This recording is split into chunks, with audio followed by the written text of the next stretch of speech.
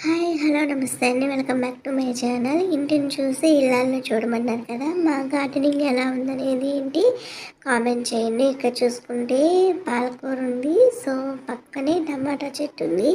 చూడండి టమాటాలు కూడా ఎలా కాస్తున్నాయో. సో, మనకున్న కొంచెం ప్లేస్‌లోనే మనం ఎన్ని రకాలైన పండించుకోవచ్చు అని దీని ముఖ్య ఉద్దేశం. కనకాంబరాలు ఉన్నాయి. అలానే మిర్చి చెట్టు ఉంది. మళ్ళీ పక్కకొస్తే ఇంకొంచెం ఆకుల్లో దాగి ఉన్న టమాటాలు కనిపిస్తున్నాయి.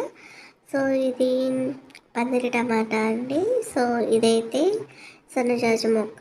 ఆల్రెడీ పెద్ద చెట్టు అయితే కోసేసాం. మళ్ళీ ఇగురొచ్చేసింది. ఇక్కడ చూసుకుంటే కుండీలో తమలపాకు మొక్క ప్లస్ పక్కన నెలలో కూడా నాటాము. ఇది చూసుకుంటే రోజా ఫ్లవర్ ఒక మొగ్గ కూడా వచ్చింది. ఇంకొంచెం పక్కకు వస్తే మందార చెట్టు. సో, ఎంత కలర్ఫుల్గా ఎంత బ్యూటిఫుల్గా ఉందో కదా మందారపు చెట్టు. సో, ఈ మందారపు చెట్టు అందానికే కాదు, ఆకర్షణకే కాదండి, దేవుడికి పూజ చేసేటప్పుడు కూడా ఈ ఫ్లవర్స్ ఉపయోగపడతాయి. అలానే సన్నజాజి మొక్క, ఎర్రజాజి మొక్క కూడా ఉన్నాయి.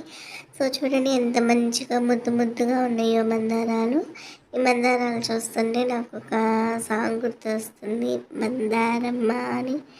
కానీ మొత్తం లిరిక్ గుర్తుకు రావట్లేదు. సో, చూడండి ఎంత చక్కగా ఉన్నాయో. ఈ మందార పూలతోటి తలకి హెయిర్ ఆయిల్ తయారు చేస్తాం. తర్వాత అది కూడా వీడియో వస్తుంది, కంపల్సరీగా చూడండి. బెస్ట్ కనకాంబరాలు. సో, మా ఫ్లవర్ గార్డెనింగ్ ఎలా ఉందనేది కామెంట్ చేయండి. మా వీడియో నచ్చితే లైక్ చేయండి.